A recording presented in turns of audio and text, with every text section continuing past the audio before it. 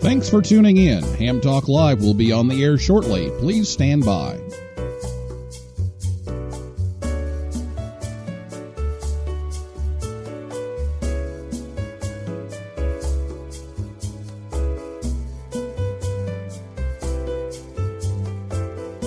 This episode of Ham Talk Live is brought to you by Tower Electronics. For connectors, cables, and more, call 920-435-2973 or visit pl-259.com. And by ICOM. Heard it, worked it, logged it. Visit www.icomamerica.com/amateur for more information about ICOM radios.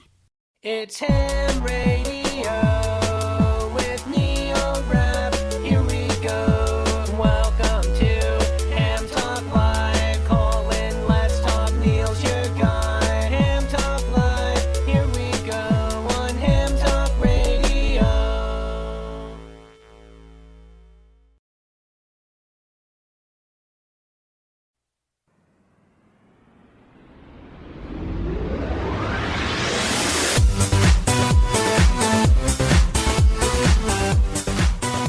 Hey, good evening, everyone. It's time for Ham Talk Live, episode number 266.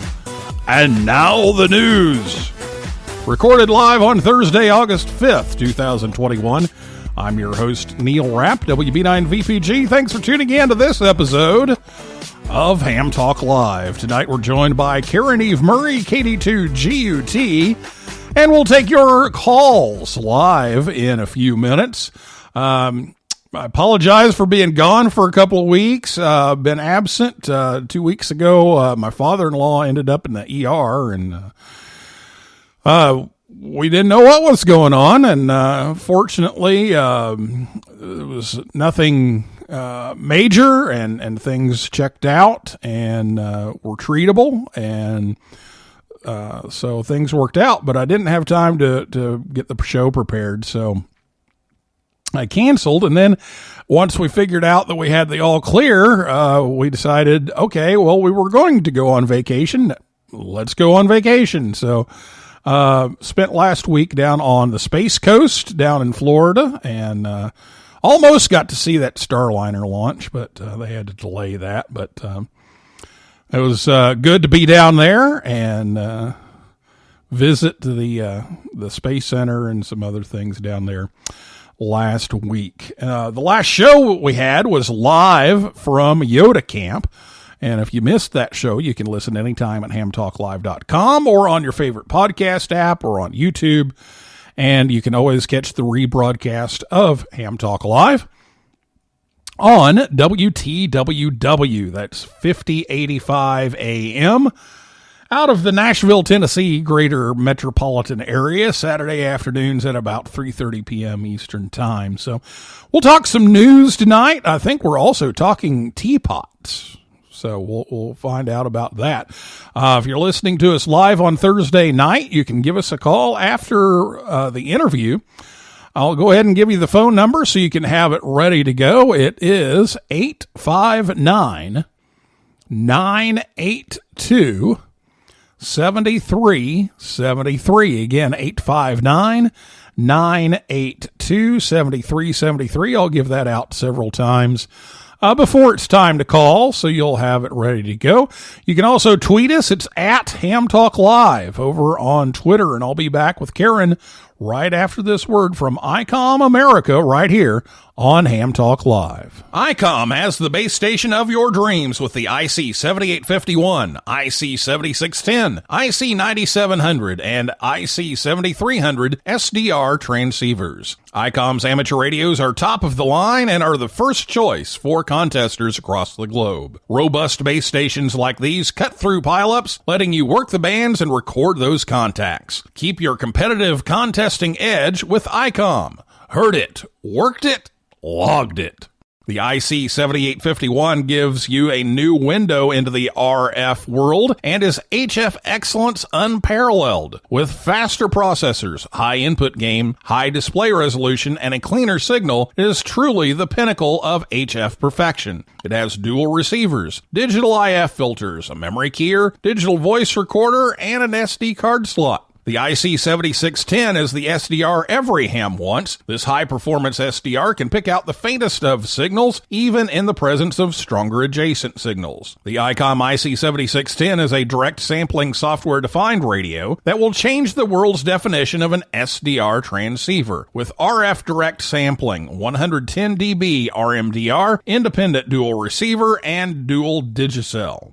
Create your own band opening with the IC9700. This transceiver brings the direct sampling to the UHF-VHF weak signal world. This all-mode transceiver is loaded with innovative features that are sure to keep you busy, faster processors, higher input gain, higher display resolution, and a cleaner signal. It has a 4.3-inch color touchscreen, real-time spectrum scope and waterfall, smooth satellite operation with 99 satellite channels, dual watch operation, and full duplex in satellite mode. The IC7300 changed the way entry-level HF is designed. This high-performance, innovative HF transceiver with a compact design will far exceed your expectations. It has RF direct sampling, 15 discrete bandpass filters, a large 4.3-inch color touchscreen, real-time spectrum scope, and an SD card slot. Visit icomamerica.com/amateur for more information on ICOM radios. Right now, you could be sitting on a beach, sipping a drink with an umbrella in it, and enjoying the good life. But instead, you've decided to listen to Ham Talk Live. So we thank you. And now here's Neil Rapp with more of the show.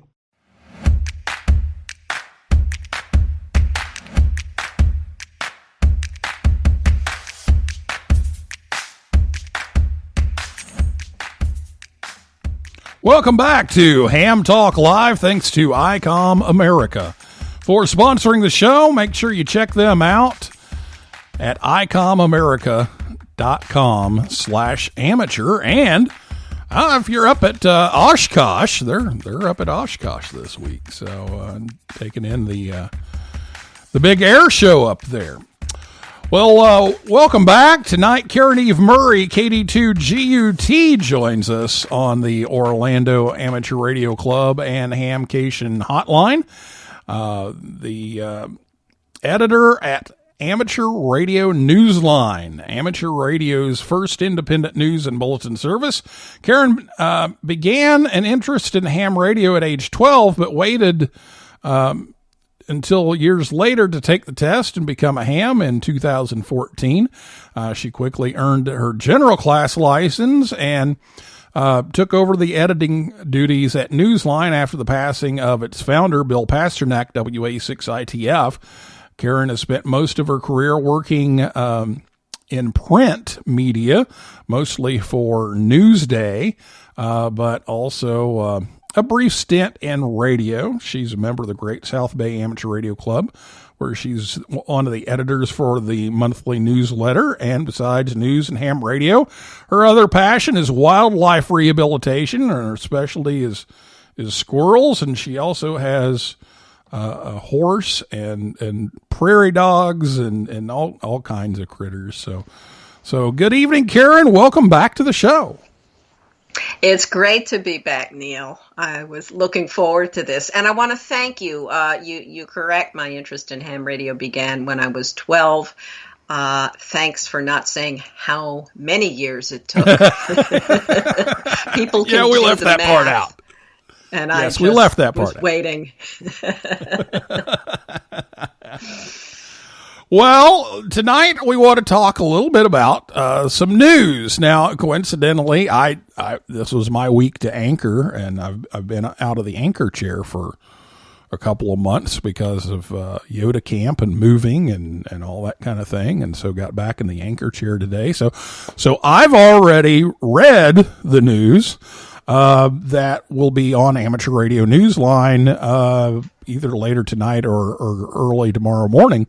But let's talk about some of the things that's been happening, and maybe not all, give away everything for this week, but some of the things that have been happening the last couple of weeks. I know one thing you were waiting on this morning was a story from the FCC. Yeah, this is a real interesting story because a lot of us, this is not really ham radio related, but yes, it is, because a lot of us have our roots in CB. Good buddy, Breaker 19. The FCC decided it was time to give FM to the CB world, which is kind of neat. So 11 meters here in the United States is getting the option of FM. They're keeping AM, of course, always had AM, but 40 channels now will be permitted on FM, and this means the manufacturers of the radios, folks like Cobra. I had a Cobra in my Dodge Aspen. Oh God, how many years ago was that? But that means the newer radios now will be able to get on FM and go for it. It's just a nice option to have, and I think the FCC saw that it did no harm to AM to add it, and I believe this kind of brings CB in line with a couple other countries. Yeah, and it also gives people a reason to make more radios to sell. Yeah, well, you gotta have more radios, you gotta have. I mean, what are radios for if not to be purchased? Now I had a T-Berry that I won on my bicycle when I was growing up. Because I too got started off in CB just a few months before I got into ham. But I had it in a basket, had a little gel cell battery underneath the banana seat, had a mag mount on the back, so that way Mom could keep track of me on the bicycle. That is very, very neat. That is neat. I had a Cobra in my Dodge Aspen. I had a tri-band antenna, which would fold away because I didn't want folks to know there was a CB in the car. Goodness knows the Dodge Aspen was such a popular vehicle, such a high-end popular vehicle. People would just be breaking the window all the time to get in and get my CB radio. So I had the AM FM CB antenna, and at the time I was living in the Catskill Mountains of New York State and going up and down the mountains, and that CB actually saved my, well, I'm vegetarian, so I can't say saved my bacon, but the equivalent of it. And there was a gasoline crisis that year, and I foolishly never looked at the gas gauge. So there I was late at night in a very rural area up in the mountains, and I was able to get on the CB and call the cops, and they brought me some gasoline for the car. So CB is very cool. I'm happy that these guys are getting FM. Yeah, so it'll be interesting to see how well that goes over. And the big craze back in the 70s, has kind of gone away, but we'll see what happens with the FM. Well, what are some ham stories here that have been happening here in the last couple of weeks that are of interest? Well, what's neat, Neil? You mentioned your bicycle, of course, with CB radio, but we have a story this week about a father and daughter who gone for a very, very long bike ride in the UK, and they brought along their HTs.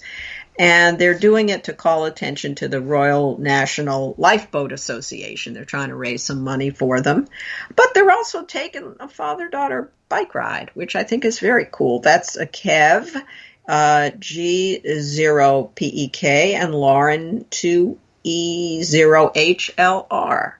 And they're calling attention to the fact that UHF and VHF are very much alive, and I think as they travel, they're hitting repeaters, and at night they're camping out, and they're using their club call sign when they camp out, but during the day, when they're operating mobile, they're using their personal call signs, and building goodwill along the way and probably building some muscle because they have a long way to go yet. Yeah, that's another one that's on this week's Newsline. So make sure you check that out at arnewsline.org or on a repeater near you or on a podcast near you. And we'll talk a little bit more about Newsline itself here after the break. But what else is happening out there? Well, in the realm of sad news, the CW world lost the designer of the fabulous software that so many of us are learning CW on and helped us get our CW game on. G4FON. Ray Burlingham Goff that's his call sign. It's also the name of the software he designed.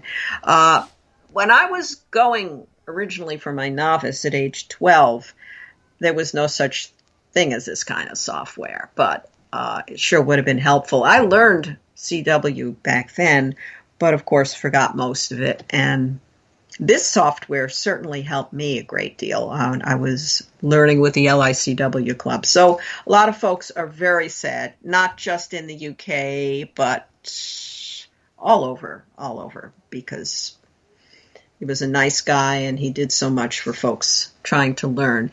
CW may be easy for kids, but for the rest of us, it's a little tougher.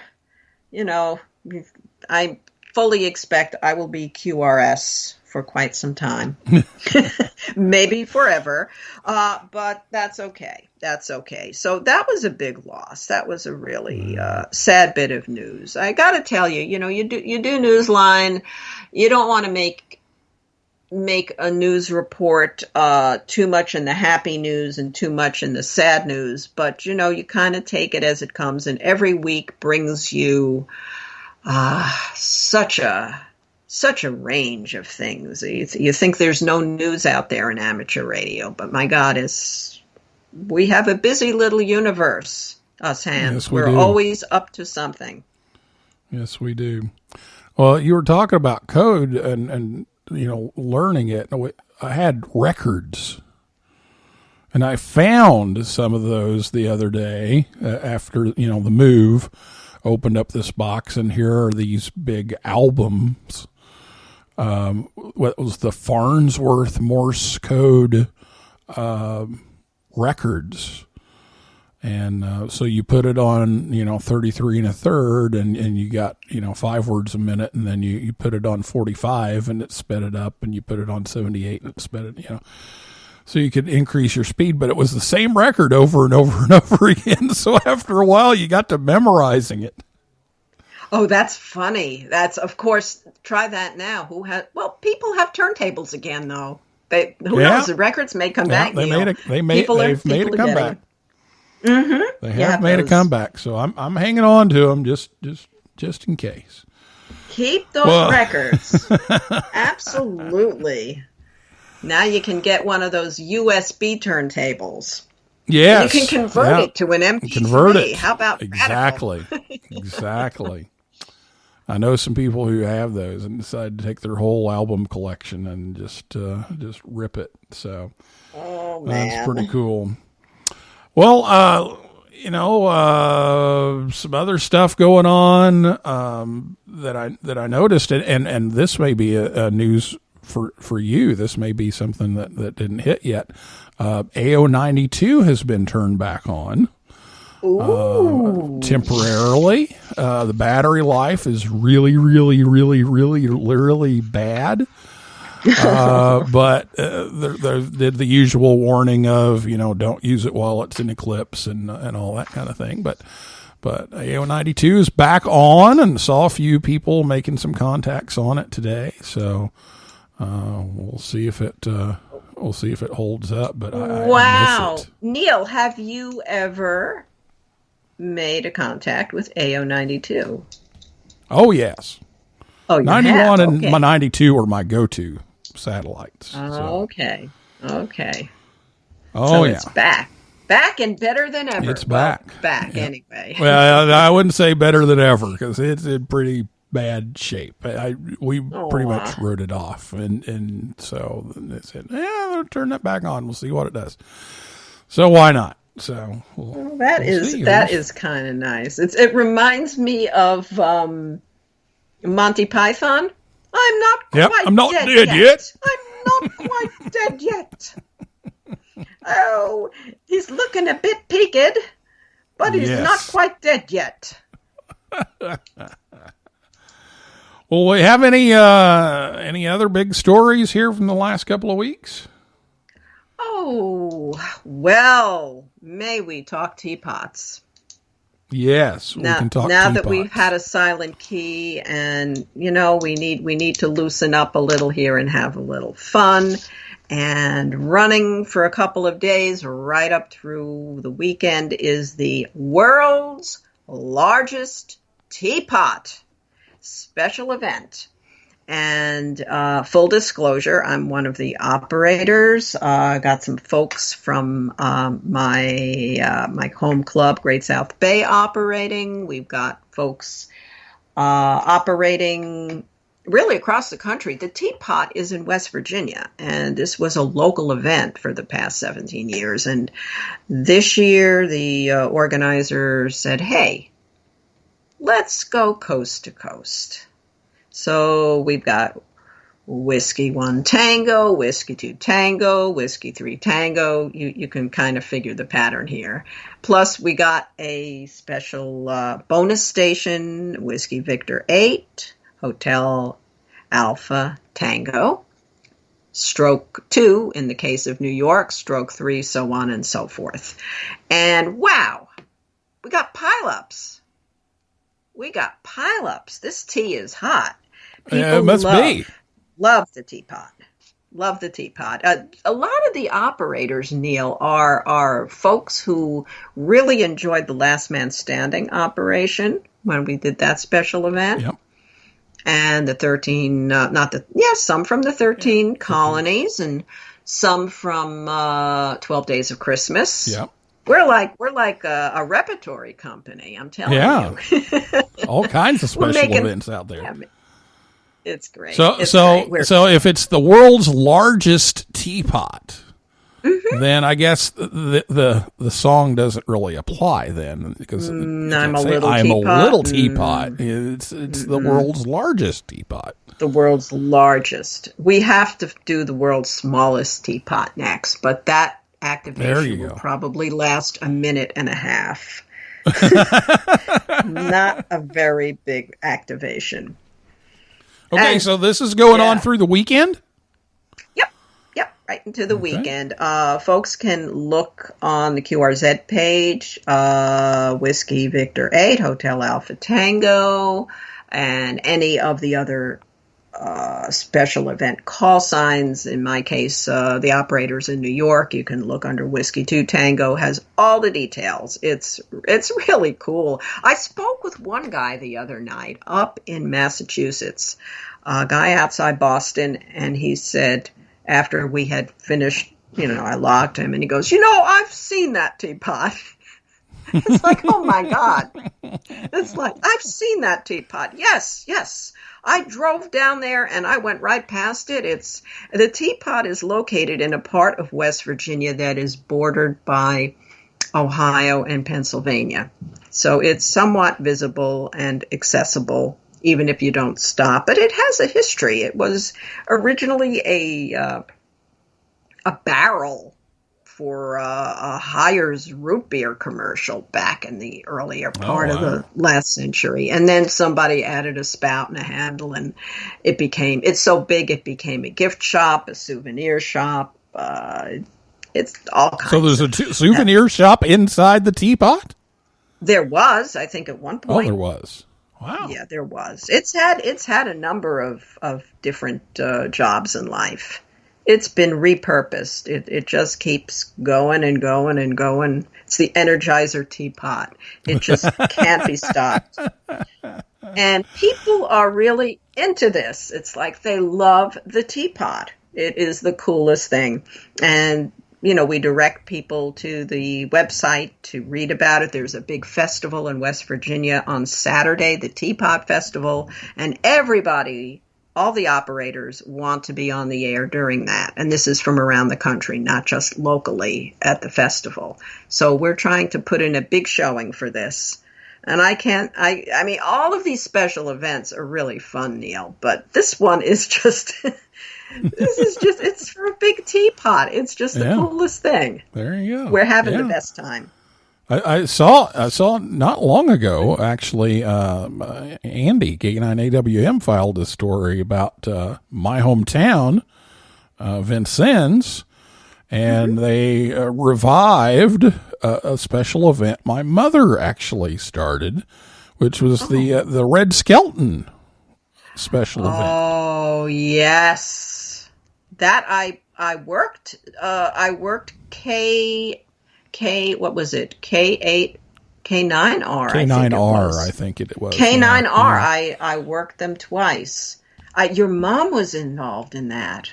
My mom actually started that, which I don't even know if they realized it. I think they thought it was the first time it had been done. But we had certificates. We had them printed up, and I had a whole bunch of them around here somewhere. I don't know where they all ended up. But yeah, it's the birthplace of Red Skelton, and so we had the Red Skelton special event. So they brought it back, got a 1x1 call sign for it, which we didn't have back then. But yeah, it was kind of cool to see that back in my hometown. I love that event. I wish I'd known you had a connection to that. But that was amazing too, because people were telling stories about Red Skelton. It's a kind of event where you don't just exchange your signal reports and move on. You want to have a little rag chew about Red Skelton. And a lot of folks had great stories. They've got a whole performing arts center in his name now, and you can see the house where he was born, and all that kind of thing. So that's a big deal back in Vincennes. I liked him so much. So much. I had the pleasure of meeting him one time. He was at the high school, and he was sitting in the office signing autographs, and I happened to get my picture taken with him for the newspaper at that point. And so I still have that picture around. I know. I gotta see that. I think I've got the certificate somewhere too. I'll have to dig that out. I'd love to see that. But, did you watch the show? There. Did you ever the show was actually off by the time I was watching TV, so I have seen it, but it's always been in reruns. And the TV station there in Vincennes started running a bunch of the reruns, so I saw some of them on there, but yeah, I didn't see any of them live. So that's just all kinds of cool special events out there. I love special events. I love DXing most of all, but I'll tell you something. Special events are a close second. They're gaining on. I mean, DXing to me is the biggest kick, but the special events, they really encompass everything. Their history, they're about so much. Plus they're about team building. We learn to work with a team. We make friends. You can't ask for more than that. Yeah, it's been a pretty good run of those here lately, which I guess that's what happens too when the bands aren't all that great for the DX, and you can't get all these DXpeditions going, which that's another story, but we'll take a break here. But the Bouvet thing may be back on again. So, the DXpeditions have been shut down. So now we've got all these special events, to kind of fill the gap. So, well, it's time to take a break. So we're going to do that, and we'll come back and talk some more with Caryn Eve Murray, KD2GUT from Amateur Radio Newsline. Talk a little bit about what's happening with Newsline right now, and we'll do that after this word from Tower Electronics right here on Ham Talk Live. Thanks for choosing Tower Electronics. How may we help you today? We have PL259s, we have in connectors, we have SMA adapters, we have BNC adapters. What can I show you today? Where's the tower? Well, we don't actually have a tower with us, but we have all kinds of things you can use with a tower. We have power poles, antennas, soldering irons, and meters. Where's the tower? Ma'am, that's the name of our company. We can't haul towers to all the hamfests across the country that we visit, but we have almost every connector and adapter you would need to connect your antenna that's on your tower. I don't think there's a tower back there. I really don't. Tower Electronics. Visit us at a hamfest near you or call 920-435-2973 or see our whole catalog at pl-259.com. Sorry, one thing we don't have is a tower. Join the conversation. Give us a call at 859-982-7373. Again, the number to call is 859-982-7373. Or, if you'd rather type than talk, tweet us at Ham Talk Live. Now, here's Neil Rapp with more Ham Talk Live. Ham Talk Live with Neil Rapp.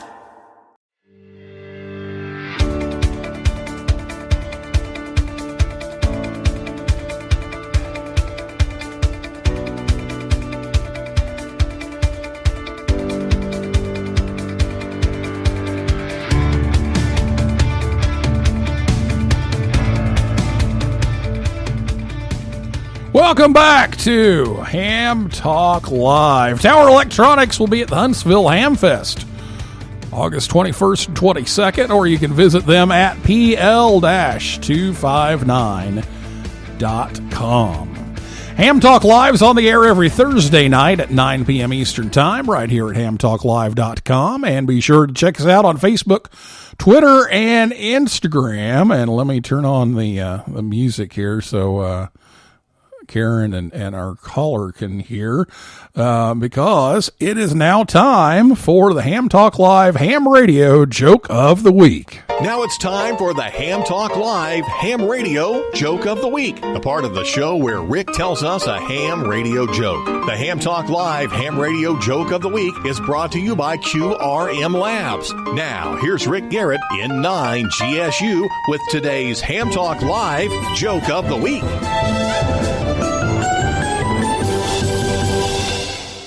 I've developed this disease where I cannot quit making jokes about battery connectors. The doctor says it's terminal. This has been the Ham Talk Live Ham Radio Joke of the Week with Rick Garrett in 9 GSU. Tune in again next week for another joke from Rick. Oh, there you go, guys. It's terminal. I want to just say, Neil, you made me listen to this twice. I know. I had to hear it before the show, yep. and now I hear it. And it hasn't gotten any better since, has it? Well, no, and probably I will tell it to people now. This is now I have to inflict pain on other people. Exactly. All right, well, we're going to go to the phone lines. The phone number again, 859-982-7373. We're going to the phone lines. Good evening. Welcome to Ham Talk Live. Well, good evening to you as well. Good evening. It's Paul. It's Paul, WD9GCO. What I love most about the joke of the week is the fact that the intro and the outro is about 8 times longer than the actual joke. Yes, exactly. And funnier. No, that's not true. No. Not true. Not true. Oh, yes. The production side of our brain says, okay, we built all this up for a 10-second joke. Okay, sure, why not? Yep, exactly. Well, what do you have tonight for us, Paul? Well, I thought I would call in. First, I would like to say that I, too, had the Amico code records. That's how I learned back when I was getting my novice in the late 70s. One of the some guy in town who was a an old retired EE had heard that I was into radio and electronics and asked me to come over to his house, and he gave me a bunch of stuff, old books and parts and things. And in that pile of stuff that he gave me was a set of the Amico code records. And that's what I used to learn Morse code, in addition to some instruction from my Elmer. But in between sessions at Steve's house, I was learning on those records. That's what I did. That was the between the classes method. Yeah. Yeah. My Elmer was sneaky though, because I'd go over to his house once a week and we'd go over theory and we'd practice code back and forth. And one night he just sent me the normal things. He was just like sending me stuff, and I copied it all down. He said, "Let me see that." And he looked at it, he said, "All right, you passed." So he snuck my novice code exam in without me knowing about it, which was pretty smart because there was no stress. I was just copying like normal.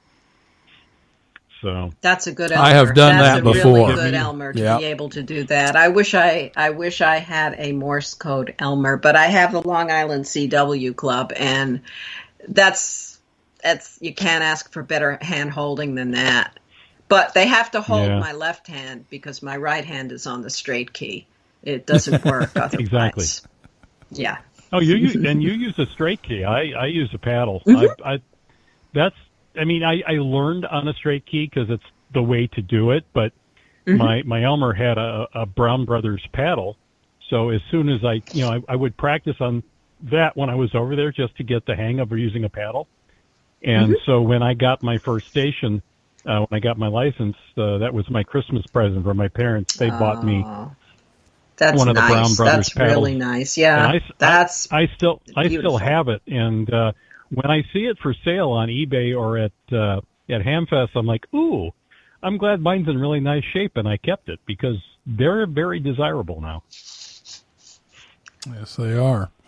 Well, Paul, while we have you on the line, we were going to talk a little bit about some of the things that is happening with Newsline lately, and you and Caryn team up on Saturday mornings over on 100 Watts and a Wire and do the two stories thing. So tell everybody a little bit about the two stories.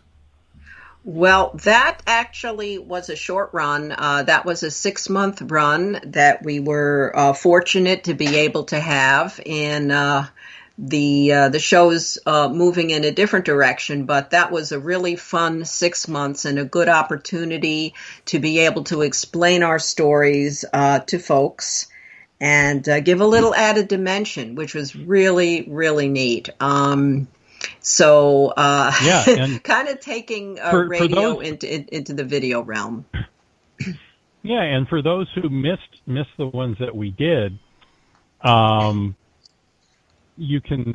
They're all up on YouTube. You can go back to the 100 Watts and a Wire YouTube channel, and you can catch the two stories that we did do. We had a lot of fun. It's just that, Christian was kind of wanting to move in a slightly different direction. Plus, the show was getting very long too, so we're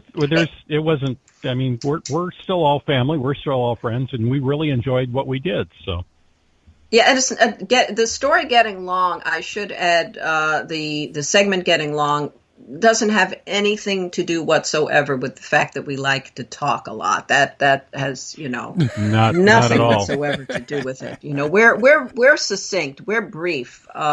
We're to the point. We are economical in our. We keep our conversation short.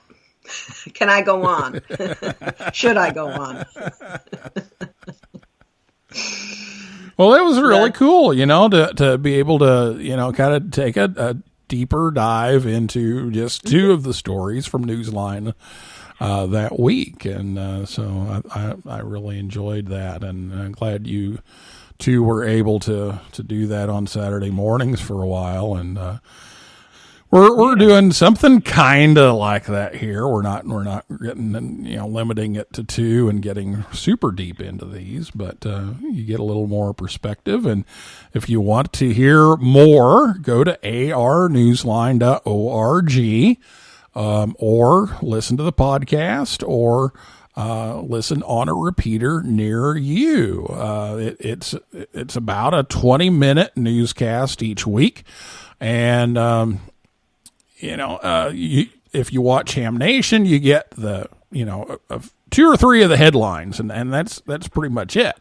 But, there's 20 minutes of ham radio news that comes your way each and every week at Amateur Radio Newsline. So make sure you check it out. You can listen to it directly off the website. If you have a podcast app, you can subscribe to it, so it automatically shows up every Friday morning. And if you go to our website, we have a list of all of the repeaters that we know of so far that carry it. So there may be one in your area. And if there's not, have the repeater owner contact us. And as long as they have an internet-connected repeater controller, we can explain to them how to carry it. Plus, doesn't WTWW Shortwave carries it, I think, on Saturday evenings? And there's a few HF stations around the world. We are on shortwave.de out of Germany. We are part of the CQ Serenade program that is played every week on that station in Europe. And if you're on the Ham Shack hotline VoIP network, there is an extension you can dial that plays the week's newsline as well. We're everywhere. Let's face it. You can run, but you cannot hide. We are going to find you and make you listen to us. That's right. We sit down here in our little studios in our underwear and record this thing, and you guys have to listen to it. Oh, no, wait a minute. I didn't do underwear. That. Wait a minute. Underwear? Yeah, I didn't. You get underwear? That wasn't the plan today. What, the underwear? Oh, sorry. Oh, wait. Those are called news briefs. I'm sorry. Yes. Exactly. There you go. I'm sorry. May I make a shameless pitch to ask people also, if you like what you hear when you're listening, we are now able to ask for a little bit of support from our listeners. We are a nonprofit. Yeah. And we are all volunteers, and the cost that we incur to bring this to you can greatly benefit from a little love. And there is a PayPal button on our website. So arnewsline.org is where to go. We would, we'd like to have more of a presence at some of the larger Hamfests throughout the year as well. So there's the expenses for that. And so, I mean, we do what we do because we love what we do, but it wouldn't hurt to have a little assistance as well. So, but you can keep listening to it as long as you want. We're free. No catch. We are free, free to anybody. And I do have to say that, I mean, while we really are family, we all, for the most part, we all like each other. And, we realize that if we could share an office with a bunch of people, it would be us. And, but I do have to say, since she is the special guest tonight, Caryn is the one who is the den mother and rides herd on the rest of us, because if it weren't for her, we wouldn't even be able to do Newsline. So I have to give her credit for keeping us idiots in line, and for making sure that good news is gathered and written and produced every week. Yeah, absolutely. Wow, I'm glad she is the new squirrel. To get that check to you in time for the show. No, we definitely. We're a good team. We're all really a good team. You know what was the coolest was the first year we all met at Dayton. I know you guys remember that, and many of us did turn up in Dayton that year. And I think the question was asked, gee, what if we finally meet and we don't like each other?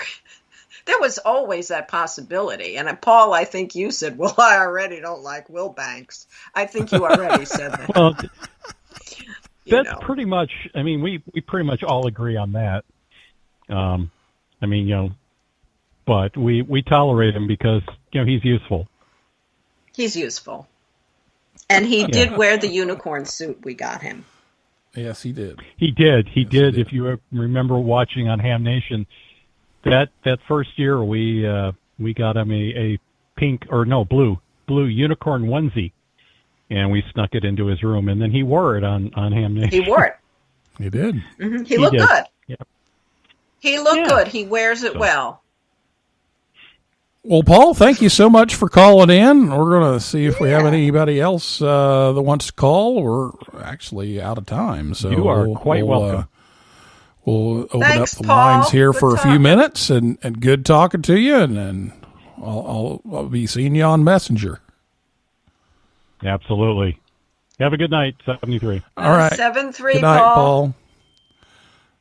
Paul Brown, WD9GCO from Amateur Radio Newsline. And let's try one more time as Allie got on Ham Nation the other night. We're not going to let Allie on the show again tonight. She's just about crawled over the laptop and shut everything down. Oh. So 859-982-7373 is the phone number if you'd like to call in. I did see something here on Twitter, so let me make sure we got this in.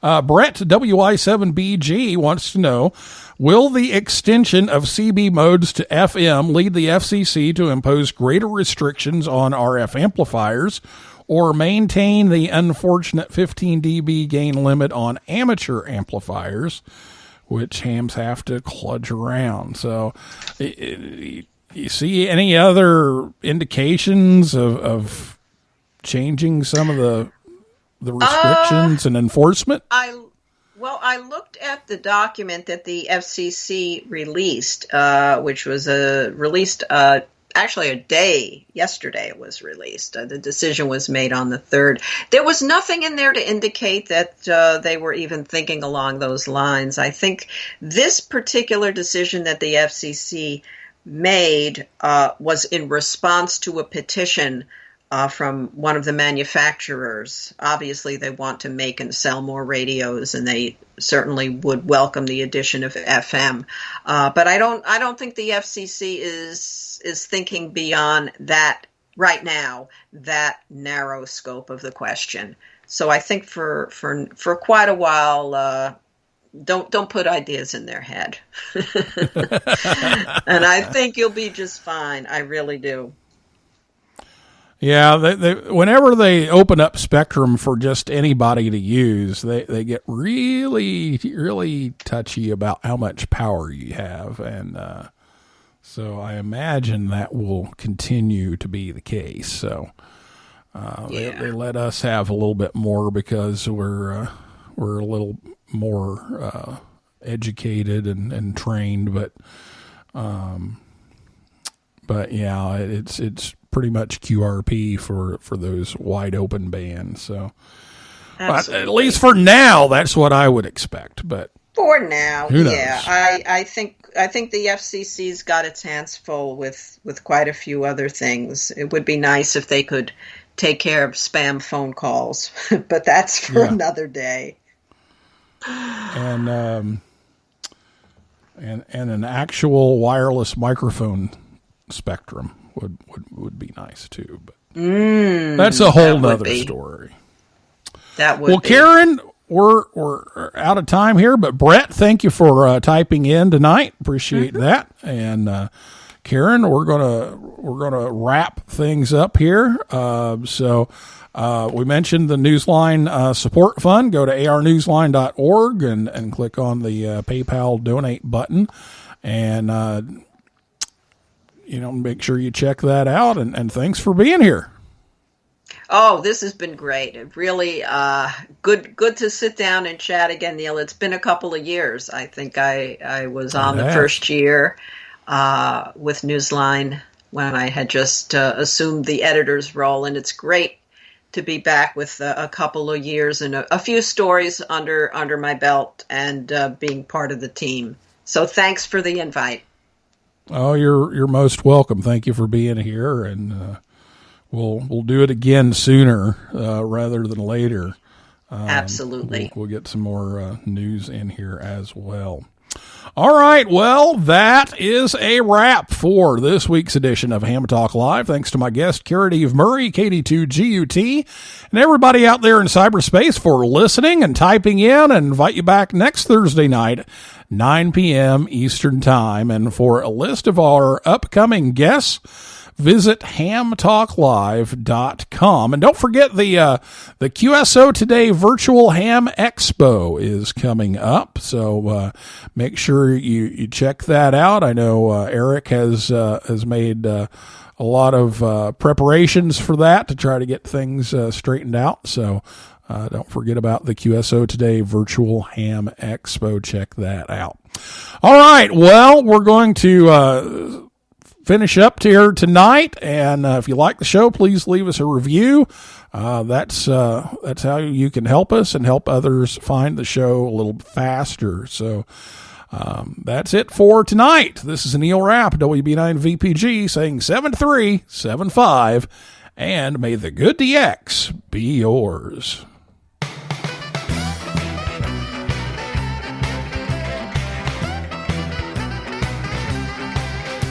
Well, you came right back to my CQ call.